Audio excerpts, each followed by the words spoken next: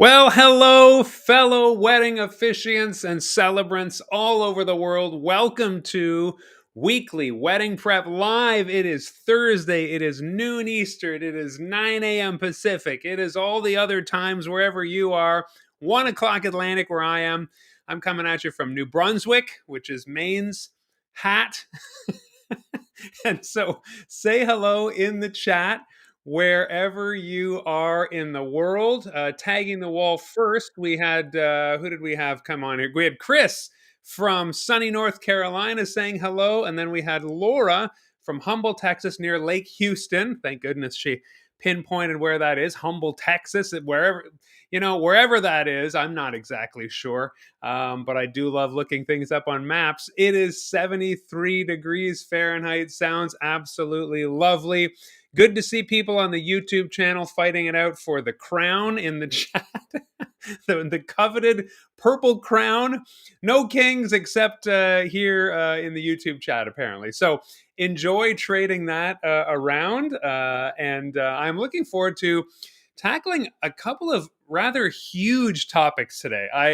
I feel honored that so many people are emailing me really big topics. So a couple of Julies asked me questions, and Julie, who is in Saudi, and a Julie, fellow Canadian from Ontario, and Tamara asked me a question, and they were very big questions and related to professional officiating, ceremonies. You can see I have my course material pulled up here in the corner because sometimes the only way to answer a question is to say, take my full course. But I do not want to say that. That sounds glib. So we are here to discuss, to get into the weeds. Hopefully you are ready for that, and I'd love to hear whatever questions you have today. So we're going to go the full hour or less, depending on how we're doing. I am so looking forward to. You know what I'm going to say, don't you? So many of us are going to be together next week. If you're a member of Unboring Wedding Academy, I can't wait to see you there. If you're not a member, Wedding MBA in Las Vegas, you can still buy your ticket. Use the code MARK at checkout for the biggest discount being offered right now. It is a speaker code. I will be speaking there in the second slot on the Tuesday in the officiant room with many other great speakers. I believe there's 4 that day. I should figure it out because I am hosting the room and introducing the other speakers. And then there's an officiant gathering after that, sponsored by IAPWO and AMM and all the celebrants and officiants. We gather, we have a great time.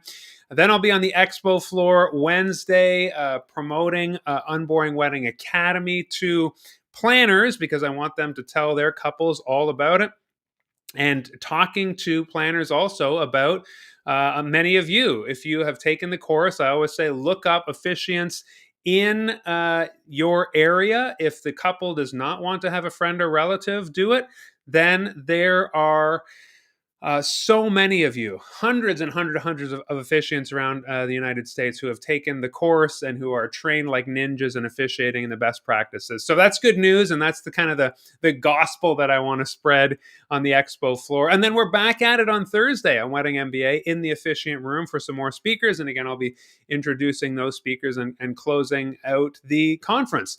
So I'm really thrilled to see all of you. We're going to have a members-only dinner on Wednesday. Registration for that closed yesterday. So hopefully, if you wanted to go, you got that in. I got my final numbers into the restaurant.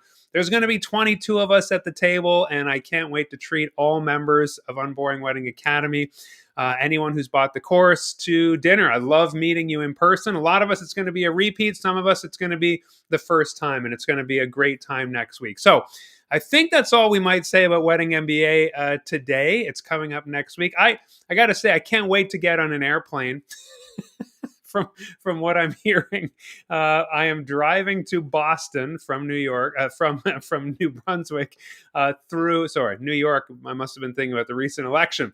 Driving through Maine and New Hampshire and then Massachusetts to get to Boston and then fly from there. So I am flying domestic. Apparently, international flights are being spared some of the imminent chaos. And me being the brilliant person that I am, I said it's easier to go domestic.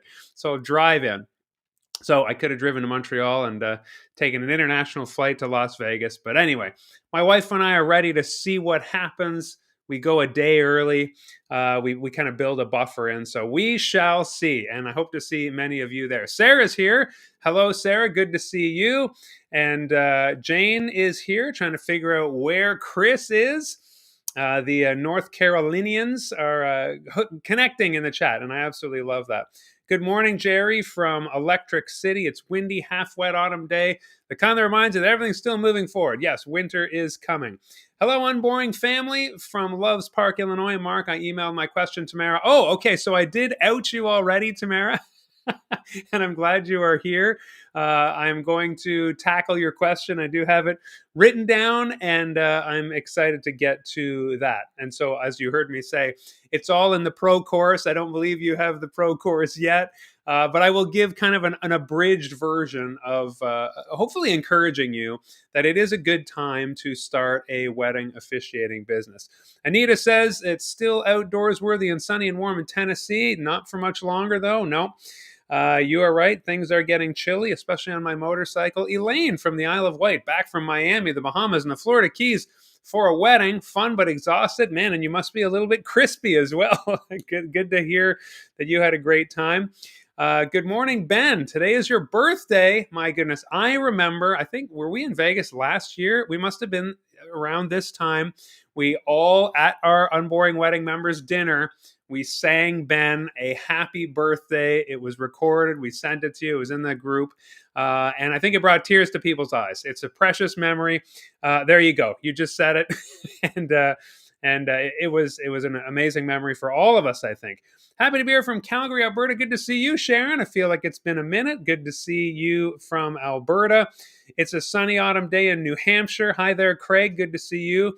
Julie, Saudi Arabia. I did mention you already. You did ask a question, and you did join an hour ago. Oh, yes, because we fell back.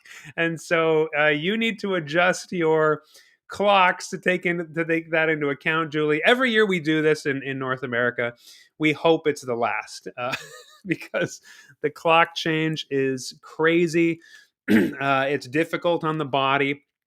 I have to say, I'm really glad this year, though. Apparently, I'm not finished talking about Wedding MBA. Other years, it has happened the same weekend that my wife and I go to Wedding MBA. And so, it's a 4-hour time difference from Atlantic Canada to the Pacific time zone. Well, then when you throw in another fall back, it's 5 hours. So the 4 hours is hard enough, let alone 5 hours of adjusting. It is really tough. So really glad that it happened last weekend. We're kind of adjusting, and now we're about to jet lag the heck out of ourselves, but that's all the fun. So if you're not in North America, please adjust your expectations. Remember, we fell back over here. Scott, good to see you from Bellingham. Pleased at Tuesday's election results in the U.S. All right, let's not get political. Scott, I expected you to say, I expected you to talk more about baseball. Thank you for not rubbing it in my face. I know, I think there was a lot of Go Jays last week, which, contributed to the general exhaustion of the falling back. Man, when the Dodgers in the ninth inning, when they tied that game up, and then, the third out for the Jays in the bottom of the ninth, the two fielders colliding and catching the ball, that was it. It was midnight here. My whole family, my kids, my 10, my 13-year-old, we were all on the couch in various sprawled positions trying to pin our eyes open like Clockwork Orange. And we couldn't do it. So I just turned the TV off and said, I guess we'll find out who wins in the morning. That's how diehard I am.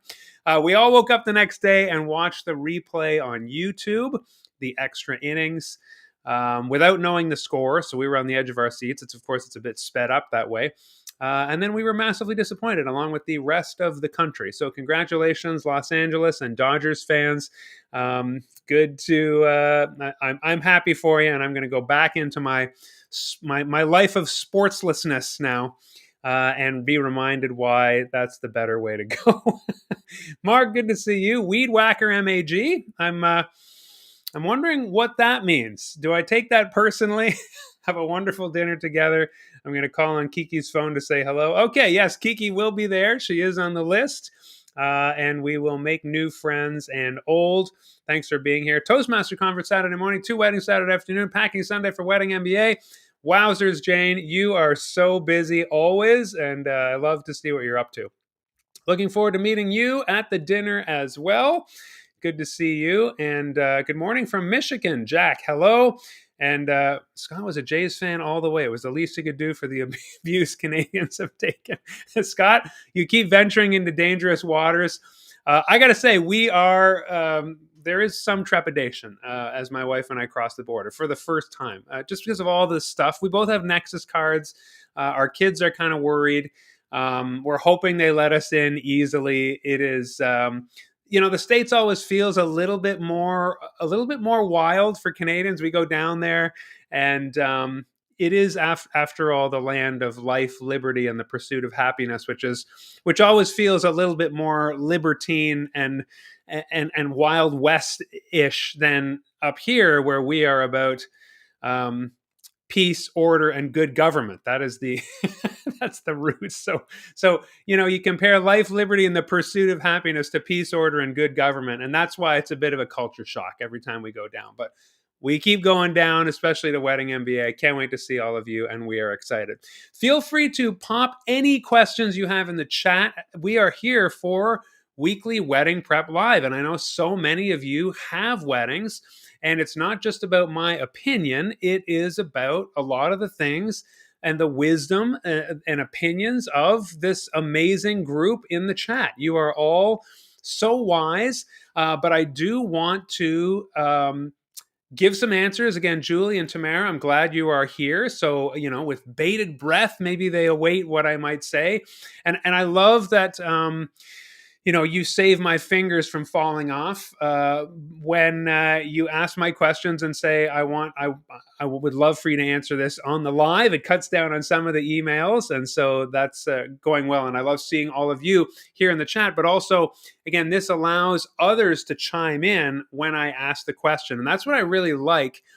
Is I'll ask the question, and then a lot of you can also give your opinion. So I did get a question from a Julie from Ontario this week, but because Tamara and Julie from Saudi are here, I feel like I want to get into some of their questions first. And Tamara, you asked, you want to go pro, but you only have one wedding under your belt. And you feel a bit concerned about getting started. And I'm not sure, Tamara, if you have heard me harp on and on about how to get started. You have that first one under your belt. You loved it. You got a taste for it. You kind of broke the seal. And frankly, that is how most of us got started. I got started officiating for friends. I was technically a minister at the time. And so that congregational role meant if somebody asked to get married, I was typically the person on the docket. I did not enjoy myself. I did not want to do it. But then I got started officiating with a company, Young, Hip, and Married out of BC. Sean Miller and Erica, they're the owners. They're friends of mine. And it was they showed me that wedding ceremonies can be fun. And I honed my process of storytelling and then launched the Unboring brand into Toronto, really started getting going. But the key to getting started, and this is where I said, you don't need to be concerned because you don't need to show that you've done 100 or 200 or 300 weddings to impress the right people who will refer you. And I think I just released a short this morning from a previous live where I said, and I think it was answering Julie's question when she said, what makes a great celebrant or officiant, right? And I answered this, I think this was last week, where, I said you want to be proficient, you want to be organized, and you want to be authoritative. Now, you might know that you are those things, but how are other people going to know you are those things? Well, first of all, I would say you need to have some sort of credentialing. And that is why, I created Unboring Wedding Academy and Pro. When you have both courses and you accomplish some of the challenges we have in terms of showing us, demonstrating, passing some assessments and things. Then we give you badges that say you're Unboring certified. We put you on our website that shows that you're Unboring certified. And so that goes a long way to saying, hey, I've taken a course in this. Right away, that puts you in a very kind of high percentile of people who, anybody can become a wedding officiant. That's part of the beauty of it. That's also a demographic that I serve. Cousins and uncles and aunts and moms and grandparents who are officiating. It's amazing. But if you want to do it professionally, if you want to get paid and do it in exchange for money, the people you really need to impress are the wedding vendors. Now, I'm sure you probably crushed it, Tamara, your first time. And I'm not sure if it happened in the city. I would need kind of a bit more information from you. I'm not sure if you officiated in the city that you want to get a foothold in and start officiating professionally. Some people do a destination wedding for a friend or family member, and then they come back to, say, Chicago, and they say, okay, now how do I get started in Chicago? And like I said, the best place to start is with training. When you are trained in something in the wedding industry, and you can show that proof, then then other vendors will be impressed, especially planners, because planners, again, anybody can say, I'm a wedding planner, but the very best ones take a wedding planning course and get wedding planner certified. That's kind of the credentials. And you will see a lot of that if you go to Wedding MBA. The planners there are cream of the crop, top of the pack, honing their skills, credentialing, certifying, all that stuff. And so I would say it's the same thing for wedding officiants. But I want to show you what happens in terms of getting started. And this is where I say this, my course really does help. The pro course, this is why I created, and it came out of members who purchased Academy back in 2020, was it 2021, and said, how do we get clients? And I said, I don't deal with that. I just teach how to do awesome ceremonies, the best ceremony anyone's ever seen. And so many of you said, hey, you know what? That doesn't cut it. Show us how to get clients, how to get started in the business. And so, this is what I want to show you. It's a long answer, but when you purchase Unboring Wedding Pro, or you have Academy, or both, you get this dashboard. We'll fly right into Pro here, and you can see how I have broken it down. And like I said, this is not a short answer. When you say, I'm concerned that I've only done one wedding, you don't have to be concerned, but some of the skills that you need to develop first, I would say, is having some sort of branding. You want material. You want to figure out your brand first. That's why I start here, because you need to do a couple of things with a wedding officiating brand. You don't want to just say, my name's Bob and I'm a wedding officiant now.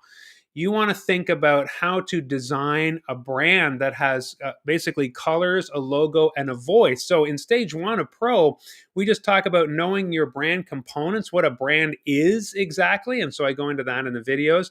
But really, it's about naming your service, choosing a design tool. I teach how to use Canva down here. That's the best place to design any logo. There's so many things kind of in the box already, makes it really easy for you. I talk about design, font, and logo, and then why and how to make a rack card. So this is, like I say, where you start. You need kind of a two-pronged approach when you're starting out, Tamara, and anyone else. You want to have a shingle out there on the internet for cold calls. And no, it does not need to say I did hundreds and hundreds of weddings. In fact, it might be even a good way to get started by coming in low. I've talked about this before, where when I came into New Brunswick, sure, I had reviews and photos and everything from Toronto, but when our family changed our whole lives in 2018 and moved to New Brunswick, I didn't know anybody out here. Nobody knew me. I could just put my shingle out there and wait, and it kind of looked like I was more of a Toronto officiant. So what I did was I started making phone calls, pounding the pavement, and contacting any and all wedding professionals in the area, photographers, venue owners, and planners in particular, and meeting them. Again, an email. Again, Bob. I'm Bob. I'm an officiant now. He can do that, and they get emails like that all the time. Please refer me. Please refer me. There's an entire strategy once you create your brand and then make a rack card. That's the self-assessment. We will go right into then stage two, where I teach you how to write like a copywriter. write to persuade. That's what a copywriter is. You know, you might say it's a sleazy sales or whatever. It's sales. It's selling yourself. And when you're excited about something, you sell that thing. I don't care if it's a movie you want to go, you saw, and you want others to buy, or a Swift, something that cleans your floors really well, right? You persuade, and communicating really successfully is about persuasion. And so that's why I say bring marketing to your writing here. I use Ray Edwards' pastor method because I was trained in that, and he kind of shares that very freely. So it's a skill that I like to teach as well, and fully credit him, where you learn to persuade and you write to convert. You write to change people's minds and say, whoa, I want this person to be my officiant. And it's similar when you start to do that cold calling, you put your best foot forward. Now, I've got stage 3 where you build your website. And this is where I think Tamara said, I'm concerned because I don't have a load of photos and I don't have, a ton of marketing materials yet in terms of me officiating. But, some choice photos, and I've shown you our template, unboringweddingacademy.com/website, the template we provide for officiants. It's $350 US, and kind of outside of a box. We install your site, give you the template, and then you can add your own colors and change your copy and things. But that website comes preloaded with some really nice generic wedding photos that you just use as they are, and then slowly swap your own photos in. But of course, the hero page should have a big photo of you. That's where I show you when you purchase the product, the customization videos. Make sure your face, when somebody lands on your website, 3 to 5 seconds, I think is the statistic where they're going to get us. They're going to get us who's behind this. And I've actually visited officiants pages where they use the royal we, and it's just a lot of photos, maybe even just like generic photos, stock photos, and I have no idea who we is. I see okay, this is for an officiant, but right away you want a picture of yourself that the person visiting will feel like they are connecting with. I'm just seeing if I can pull up the no, I can't. I didn't expect to have this to pull this up, but I'm going to share this instead. Just to show you what I mean. Like, this is our template, and this looks really nice. And this is where the copy is so important, because the copy in the header here, the hero section, is going to pull somebody in. Now, that's just, I have the wedding you want. You want some tagline, and I talk about this in Pro. Figure out what your unique selling point is. If this were my website, I'd say your unboring wedding should be all about you, something like that. And that's where down here, I can't wait to create the ceremony that'll complement your perfect. I teach this. You want to write persuasively. You don't want it just to say kind of generic facts. I'm a wedding officiant, and say what everybody else says. And then this, of course, should be your photo, staring right back at the person, friendly. Right away, they know, oh, this is the person running this website. And then, to be honest, the way we design this is because these might be stock photos. Again, the copy, the 3 things that make you unique are really, really important here. Copy is what wins someone over, and the ease with which they can be brought to the inquiry page and ask you about your availability. So if you have a rack card, like a logo, and then you've created physical materials, and then you have a website, and then my course goes on to talk about how important it is to go on to Google My Business. Set up for inquiries is stage 4, where you decide on your packages and pricing, and you create that inquiry form, because once you can't create an inquiry form on a website or even any kind of offer until you know your packages and your pricing. Am I going to be an elopement officiant? Am I going to be just a luxe wedding officiant? What is my pricing going to be? I walk you through the rubric on how to do that. Now, once you do that, you're ready to have your chemistry check, and that is a pitch. When you have a couple, maybe you keep casting around, to be honest. You tell all your network. Once you have these things in place, a little business card, maybe a rack card that you give to friends, say, hey, look, I've been trained. Here's my brand. I'm legit. I've invested some money in some physical materials. Give them out to friends. Say, I am officiating. And you might want to do 3 or 4 more weddings pro bono in your own circle of friends and family. but make it contingent on reviews and photos if possible. Obviously, your couple won't have all the say with the photographer, but maybe you want to do a wedding and get your own photographer on site. Ask your couple, can I bring a photographer or a spouse? So many of you have spouses that that take photos and video for you, which I've said I'm super envious of that. That's really cool. I need like a wedding spouse to come along. And this is where, like I say, you prepare your pitch, and then you make sure you list, launch, and network. So the end is get online. And this is where I talk about the importance of being on Google My Business.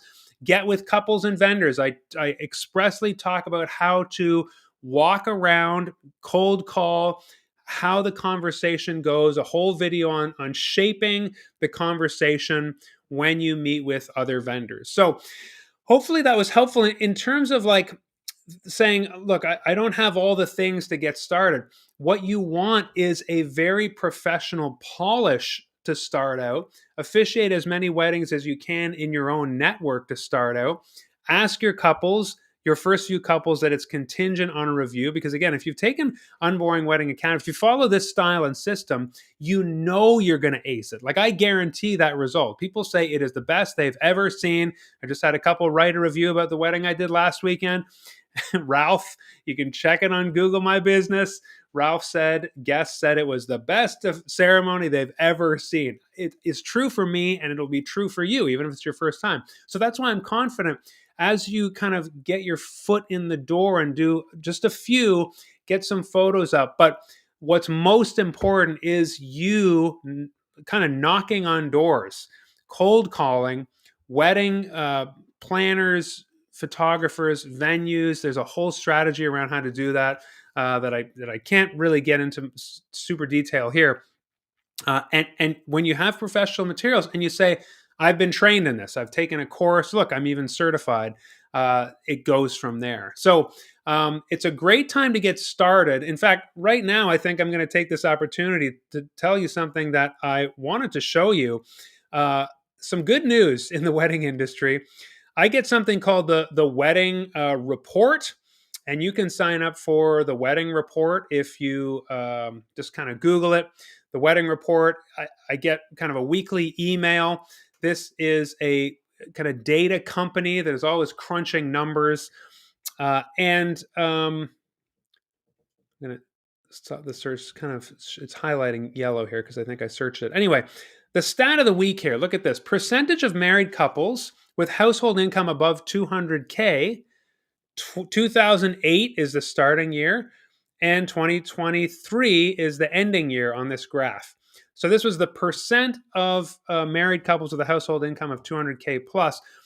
This chart, it says underneath, shows a steady rise in the share of couples getting married with household incomes of 200,000 or more based on US Census data. The number has grown from just 4.35 in 2008. So just 4.35 of couples had incomes of 200,000 or more, and it grew 17% in 2023. That's a 288% increase over 15 years. And it lists out all the years. Now, why it matters. This growth signals that the high-income wedding market is expanding, even as overall wedding volume slowly declines. So we are seeing the gross number of weddings happening in the U.S. actually shrinking a little bit in the last few years. Most couples today have the financial capacity to invest in meaningful, experience-driven celebrations, but they're also more selective and expect higher standards of authenticity, service, and personalization. So we are seeing couples with a household income of 200,000 or more getting married at an increased rate. And that means those of us who are the best in the industry, again, I charge $1,000 to officiate in New Brunswick, which is astronomically high than anybody else. And I'm very busy. I just got asked by a certain establishment in 2027 to be their exclusive officiant. And I'm highly considering that. We're just kind of putting the ink on the final deal. That is because of the excellence. When you lead with excellence and you have couples that are willing to pay for, like the wedding report here says, meaningful, experience-driven celebrations, then that sounds to me like a wedding officiant. thought I clicked share, but now I see you were just looking at me the whole time. There's that graph. Okay, so so you can see the blue line, 2008, it dipped, and then it went way up high there in 2023. And so, how to use it? This is where the wedding report's really great. Refine your marketing message, highlight your quality, expertise, and emotional connection rather than discounts or packages, it suggests, because if the discount wedding market is actually contracting a little bit in terms of volume, you're still going to find your couple, but there might be a bit more competition there as numbers decline.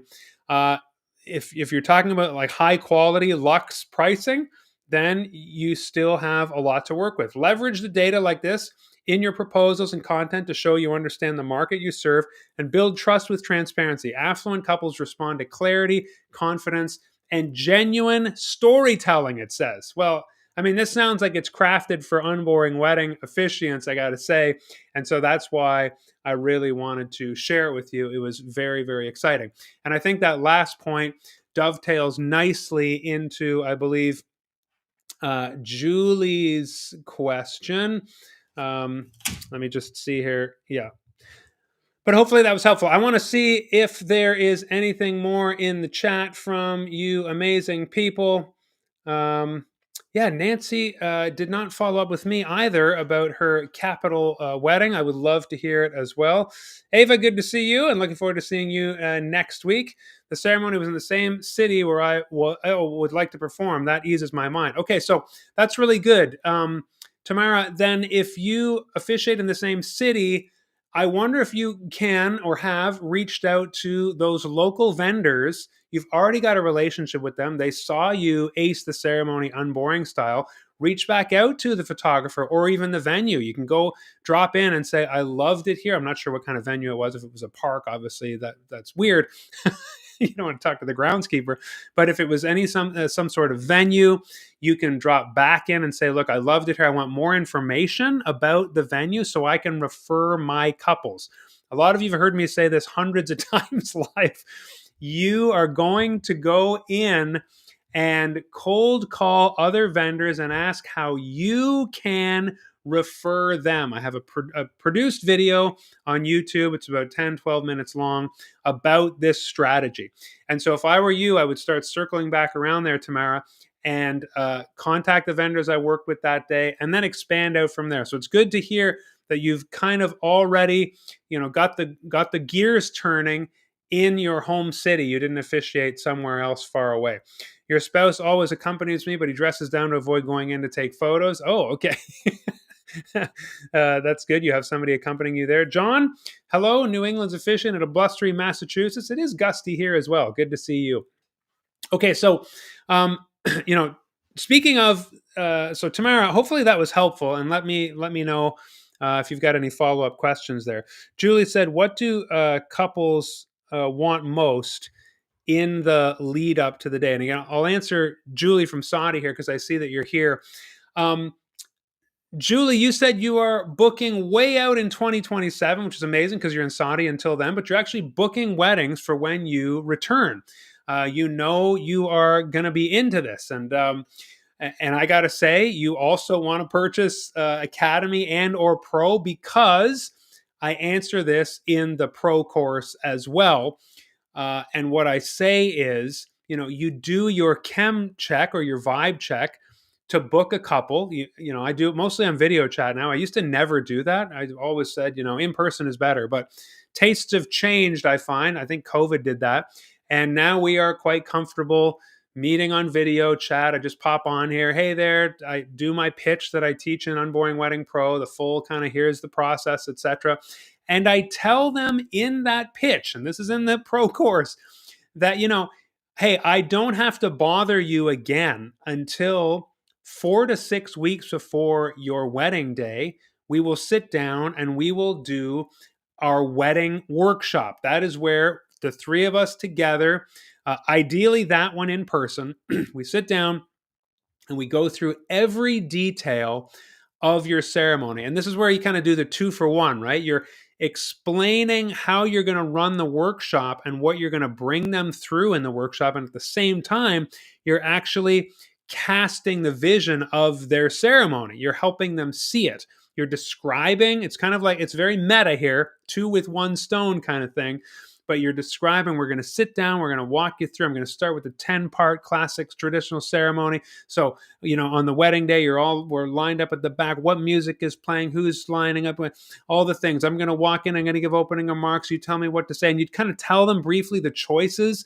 Again, you're describing the wedding workshop, but at the same time describing their ceremony. And this makes them kind of you're vision casting for them what their wedding ceremony is going to look like, and how you're going to play a part in that day, how you're going to be directive, how you're going to be the one standing at the front. This really cements it in their mind that you are their officiant. And they, if you're out of their price range or something like that, hopefully you've already talked about that. The first thing I say is my price in the chem check, and it's on my website as well. Because I want people to self-select if they don't want to pay $1,000, if they're expecting $300. I'm not the person for them, and my price is firm. So we want to get that out of the way. But essentially, then I say to them after that whole pitch, I describe the booking process. I say, so after this call, if you were to book me, I ask for the 50% retainer right up front. And then I don't need to bother you again. So this answers your question, Julie. We don't need to meet until 4 to 6 weeks before the day. We're going to, I'm going to reach out to you a few weeks before and nail down a time for our wedding workshop. Typically 3 months before the wedding day, I'll have like kind of alerts. Jen has been doing this for me, but if you don't have somebody like that, then you want like a 3 months before, some kind of alert on your phone or something that says it's time to book Sam and Alex's workshop. So you reach out to them and you say, when can we meet over the next few weeks? And you nail it down. But honestly, even when I book couples 2 years out, I think this is music to their ears. So this is why it's an answer to your question, Julie. What do couples want? What are they looking for? I think they're looking to lock in their vendor and then not be bothered. Now, the only way they can have peace of mind in not being bothered is knowing how proficient and in control you are, and that you are not going to disappear on them, right? This is really, really important. So you want to say, anytime you need me, I'm right here. If you have any questions, I will promptly reply. When you pay this retainer, I'm all yours. I'm at your service. But I know that you have a lot of other vendors to work with. You've got your decorator, you've got your caterer, you've got your hair, makeup. You're going to be working on dresses and or suits, and your venue and your planning, all that kind of stuff. The whole day, the invitations, it's so much. And so a couple actually really doesn't want to be unnecessarily bothered. You do not need to legitimate yourself by constantly popping in.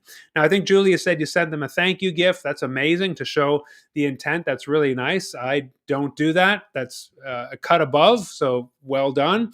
But honestly, the best thing that I can do, knowing how busy couples are, the best thing I can do is step back, give my couple some space and say, you've got so much going on. I'm all yours. I'm locked in. I'm here for you if you have any questions. I'm going to reach out to you 3 months before your wedding day, and we'll organize our wedding workshop. We only need to sit down for that 1 hour wedding workshop, and then I just need about half an hour of homework from you to answer my questions so that I can build your love story. Couples are thrilled to hear that. I think that's one of the things that they are most excited about, is knowing they're in good hands, but you're not going to be constantly all up in their face. And when I hear officiants who send multiple questionnaires, or do a planning session and then a planning session and then an interview for the questions to write their love story or to write their ceremony, it's unnecessary. Just frankly, and I'm proof of that. The fact that the fact that I teach and my own method is to bother them with just one 1 hour work session and then send them some homework that they can do at their leisure, take 2 or 3 weeks doing it. And the results that we get as Unboring Wedding academians, graduates, it shows that you don't need to be all up in their grill bothering them. They are up to their eyeballs in family issues and seating charts and all that stuff. We, as the officiants, we want to be as efficient as possible and delivering the maximum best product result ceremony as possible. And that's the way to do it. So that is my answer to you, Julie, in a nutshell. And I'm glad you're here. Thank you so much for asking, because it gets me on a tirade, which I absolutely love sharing. Don't bother your couple until and unless you absolutely need to, and they will be so grateful. That is actually what they're looking for. You have to remember you are just one of many vendors. And it's like anything else. I say, if everybody did, with my kids too, or anybody, if everybody did the thing you're doing now, how chaotic would things be? Right? Well, I want to do it. Yeah, but what if everybody did exactly what you're doing? It's similar. If every vendor was constantly asking their couple a question or validating their own existence or checking in on them, they'd be exhausted, even more exhausted than they are. So do your couple a solid, do them a service, and leave them alone until until you need to plan your wedding workshop and send them their homework. That's it. Okay, hopefully that was helpful. That sure was fun to talk about. Let's see. We've got Jane says, I use ChatGPT to give me about 10 things the couples loved about me, then 10 things about my wedding style, and the 10 things I could work on. Very informative. You're kind of taking some wind out of my sails here, Jane, because I planned on doing something, if I have time, in my wedding MBA speech, showing how that can be done. Good, effective use of ChatGPT. If you've got reviews, you can have it opine about you, asking it specific questions. So that's really cool. I just wanted to tell you, Jane, because I know you're going to be in the seats that day, and you're going to be sitting there like, yeah, I know this, Mark.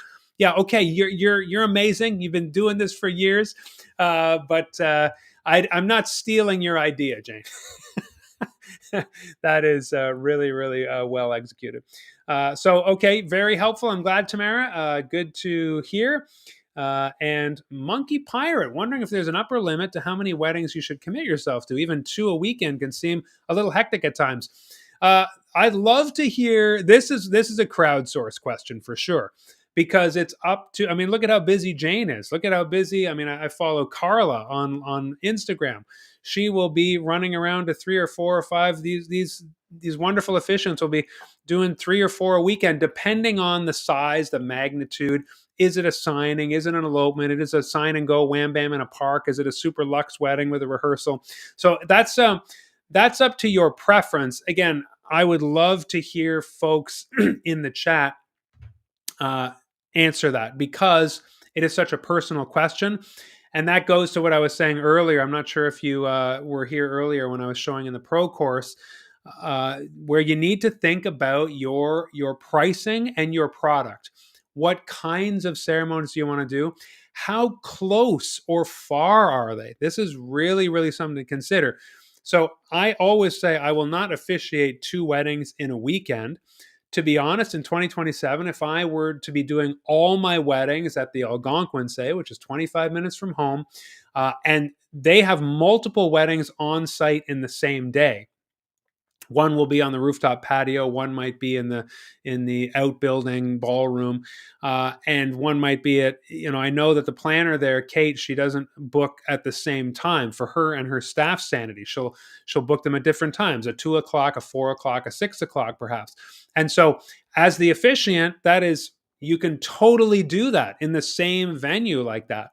You could say, I'm going to do 2 on the weekend. I'm going to violate my own usual rule, because if they're an hour apart, obviously that's a stopper. That's a game changer. That's the end of conversation.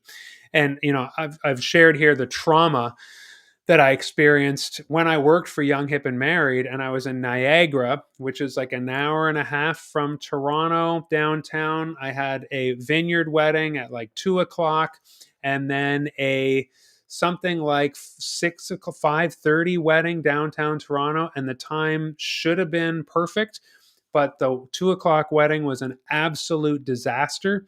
Nobody showed up. It was pouring, the couple, etc. I was inexperienced. I did not want to ruin things for the company.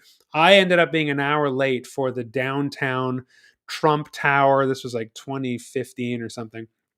Wedding before he was president, it was 26. Yeah, it was the end of 2015, and And I got there and everybody was upset. And I almost quit. I almost completely quit officiating. It was so traumatic. I hated being an hour late. I let the couple down. They gave me an amazing 1-star review. They said, we loved our ceremony, but he was late and that's absolutely inexcusable. So after that, I said, I'm not booking 2 weddings on a weekend anymore. Well, then COVID happened, 2021. And a lot of the weddings were pushed and we had to do multiple. Couples were saying, I'll do the Friday, I'll do the Sunday. But now that things are calmer, I would say you got to figure out your energy level, your time commitment level, the distance that these weddings are going to be from each other, and the size of the weddings. Like, can you handle big luxe ceremonies? You could probably do 10 sign and goes in a weekend.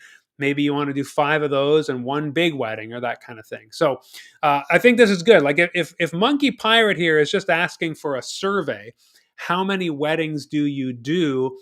That's awesome. And then I would love to see some of you in the chat kind of qualify that and say, I will do X number of luxe full weddings, maybe 2, if they are within, the stars have to align. For me, I would consider doing a second wedding if it's at the Algonquin at a different time, or even if it's at, Ticklebelly Hill and then Dominion Hill. Those are 2 venues that are nearby me that are, 10 minutes apart. Well, then that's okay with enough time between them. And then you can coordinate the rehearsal the night before, be it one and the other. That's okay. But you're going to really get dicey when you start to book weddings that are far apart from each other. One of my selling points is I do tell the couple, because you're the only wedding that I'm going to be doing that weekend, it allows me to be super flexible.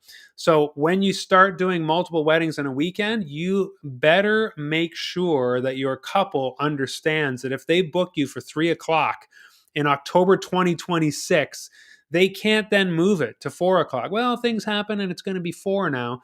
And you're like, no, I have to be at another wedding at 5. You cannot move your time. So that is another thing where if you're only booking one a weekend, it's a selling point to say, I'm super flexible. You're the only wedding in my world that weekend.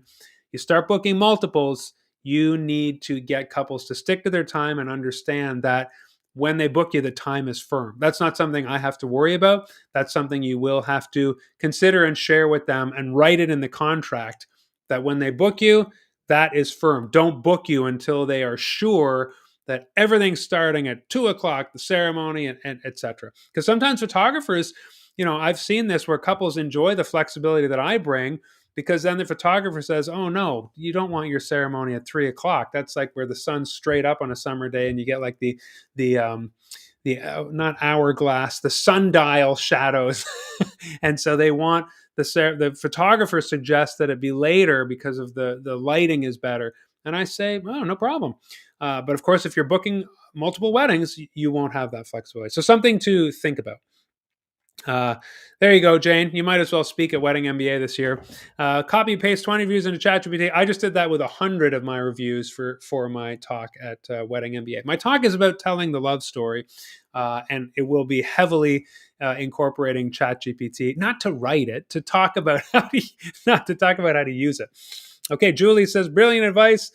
Thank you. I also say I will definitely join the course near the time promised. Yes, I can tell, like, if you're wanting to go all in like this, because I believe, Julie, you purchased the coaching package, like kind of the quick help emergency procrastinator package, but you are well beyond that. I would love to see you become a full member with everybody else here, because it's got tons of value. It's everything that you want. It's all the information you're asking for. So you're kind of the prime candidate for that. Let's see. Jane says, start with 1 a week. This is good advice. Full wedding rehearsal, 2 small elopements or signings. Take into account travel time, arrival 1 hour to ceremony, then ceremony, after wedding time, and travel time to next. You want to get to every wedding 45 minutes early. Okay, so that is, like you say, build and make it an hour for the cushion. So you got to do travel, arrive an hour ahead of time. And then, like I say, travel time to the next. That's what went so wrong that day. My Niagara to Toronto, that was the one day that Toronto shut down the major expressway into Toronto for road repairs. They do it once every few years. They did it that Saturday, because who needs that road on a Saturday, right? Monday to Friday is when all the traffic is. It absolutely devastated me. And that was the day I almost quit officiating. That's super helpful. Thanks for the feedback and the context. The size of service is really important to consider.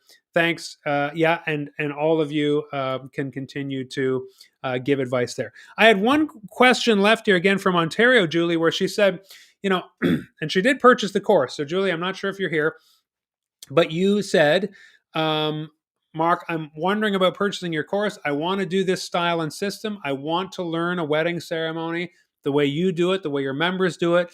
However, I'm not going to be the legal officiant. In Canada, it's much more difficult to become legal. In the US, it's like, oh, AMM or Universal Life Church or get ordained online in 5 minutes. Again, life, liberty, and pursuit of happiness. You can do that down there. Religious freedom to the max. In Canada, it's a little bit more difficult. If you're a religious clergy, it has to be registered with the province. The province is more than happy to say no, that's not a religion, and it's a lot harder. You have to be a lawyer or a minister, which means that not just anyone can officiate in Canada, which means somebody can ask their friend or relative, but it's likely that they won't be doing the legal part. And so the thing that I told my fellow country person, Julie from Ontario, is absolutely you learn this style and system. And this is what I want to share with you today is, when I'm talking about officiating the best ceremony anyone's ever seen, that is, I don't want to say completely apart from the legal aspect, but yeah, I kind of am saying that. What I teach, this style and this system, the 10-part classic ceremony, the telling the love story, even asking them their intent of marriage, putting things in the right order, engaging the guests, that is irrespective of the legal components. And I don't teach any legal stuff in the course because I can't. Folks in Ontario and Japan and the UK and the US and Canada and Brazil are purchasing the course, and I don't know the legal where you live. I do say in the course, like, insert it where it's needed, but as we've found in the US, you only need to ask the intent of marriage typically. And again, I'm not going to give legal advice. We talked about this before. But there will be a legal officiant. So essentially the question is, what do I do when there's a legal officiant sitting there? Or maybe they're not sitting there and watching. Maybe they're going to come and do the ceremony after. This is what happened to me this summer. I officiated for my sister-in-law, my wife's sister, in Quebec. They thought they would get me legal in Quebec, but it takes weeks and we didn't have time. And so I officiated their full unboring wedding ceremony exactly the way I always do it, with without the signing because there were no papers to sign.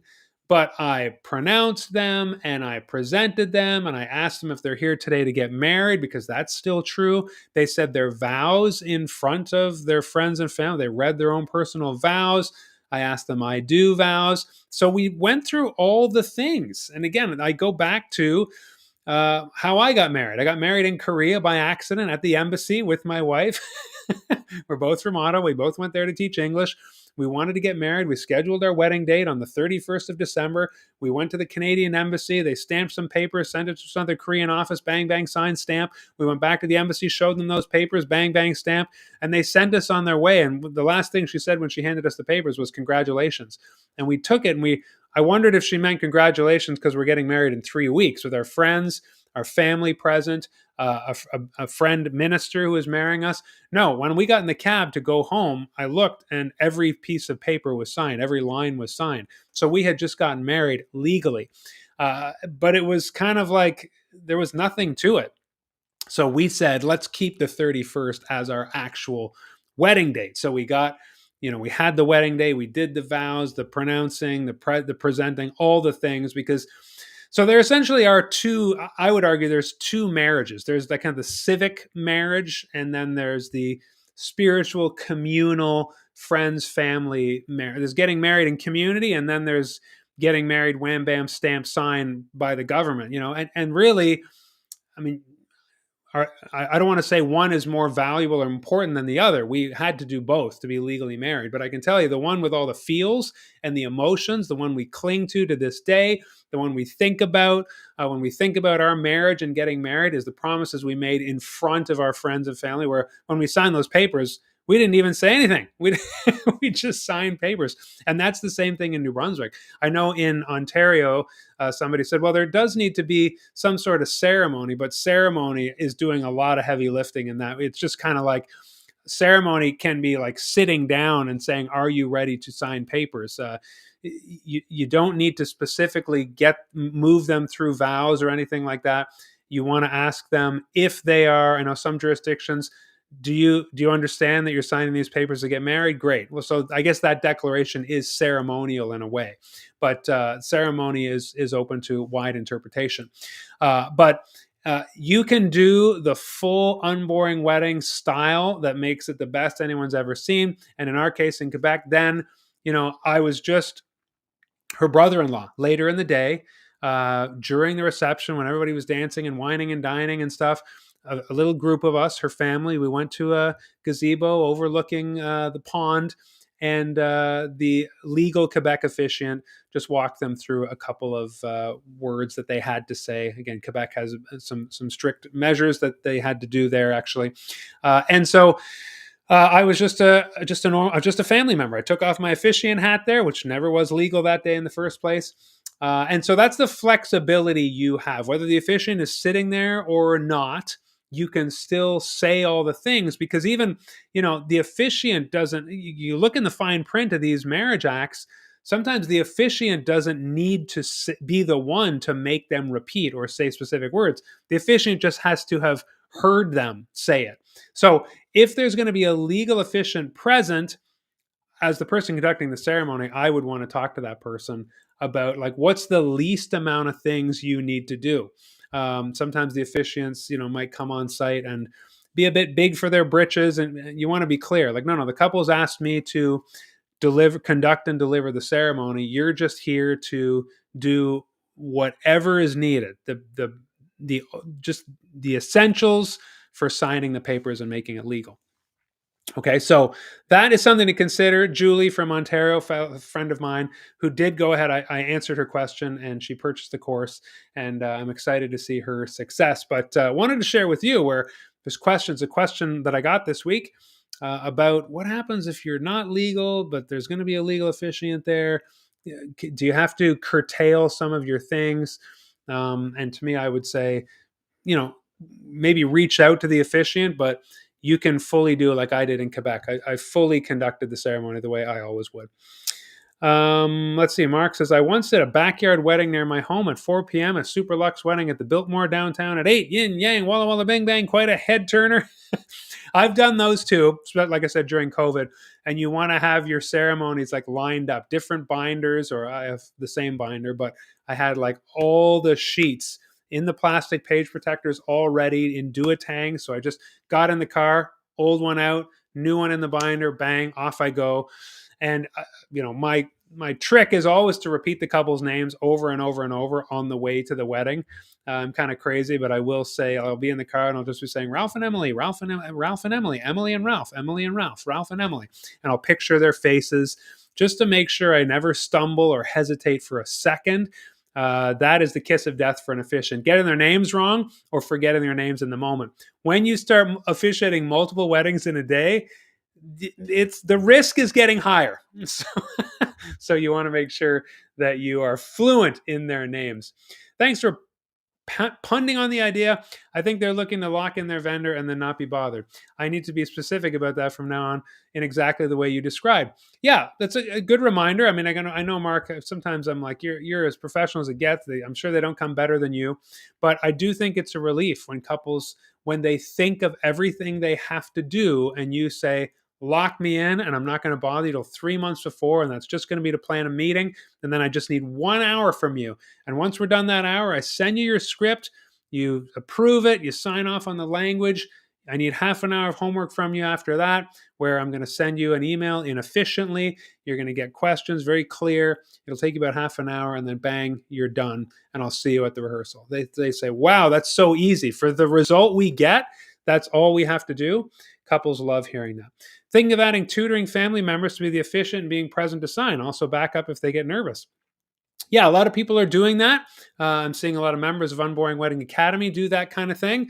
It's a little side hustle. Obviously, I've been doing it since 2017, teaching people how to officiate.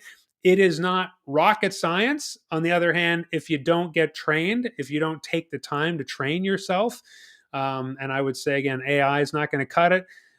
It will be fraught with peril and awkwardness and not knowing how to engage the guests well.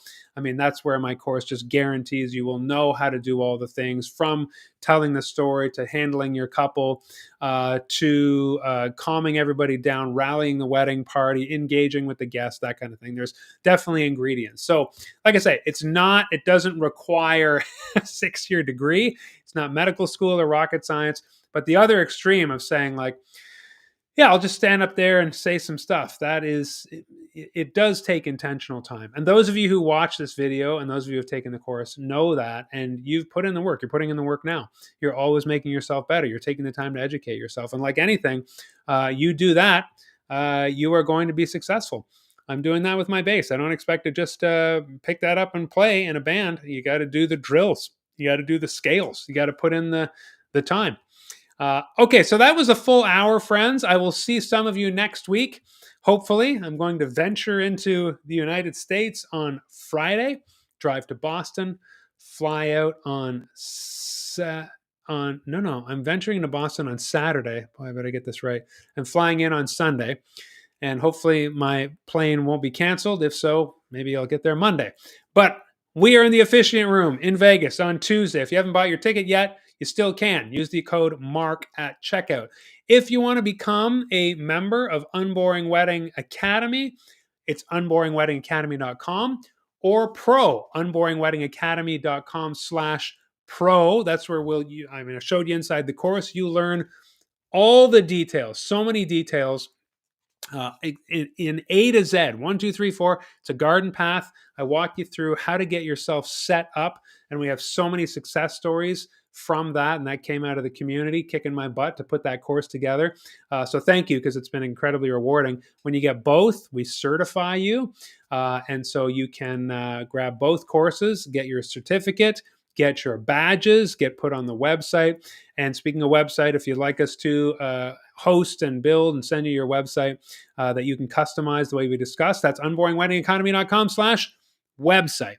All right, friends, this was a blast. As always, you make this special. You make this amazing. Thanks for your questions.